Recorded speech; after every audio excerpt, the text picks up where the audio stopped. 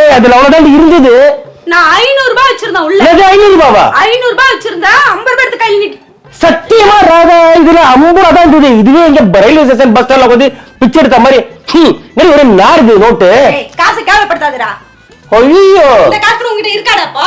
இல்ல இருந்தா ஓண்டியா கேப்பேன் நானு. ஹலோ என் காசு எடுத்துக்க. ஒரு மாசம் டைம் கொடு.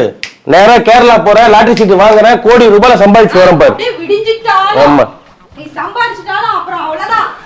அப்படி நான் மட்டும் லாட்டரி சீட்ல பைசா வந்துச்சுன்னு வச்சுக்கோ, அடுத்த நிமிஷமே நல்ல ஒரு வக்கீல பார்த்தா டைவர்ஸ் பண்ணி தூக்கி போட்டு சூப்பரா சூப்பரா ஒரு கேரள ஒரு பெண்ண வல்லிய பெண்குட்டிய மேரேஜ் செய்து கொண்டு வருவீங்க. சொல்ல மட்டும் தெரியும். ஆமா சொல்லிட்டே இரு இப்படி காலம் ஃபுல்லா நீ. 3 வருஷமா பில்டப் தான் கொடுக்கறாரு. உன்னத்தையும் உடைக்க மாட்டேங்கிறாரு. ஒழுங்கு மரியாதை 500 ரூபாய் எடுத்து வச்சிட்டு நீ கிளம்பு. ஏய் சத்தியமா ராதா என்ன வெறுப்பத. நீ சத்தியம். ஏய் அது 50 ரூபாய் தான் இருந்தது ராதா. 500 ரூபாய் இருந்தது.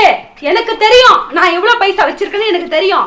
என்ன ஏமாத்தாத. அதான் நான் கால் உடம்புல அது 50 ரூபாய் தான் இருந்தது.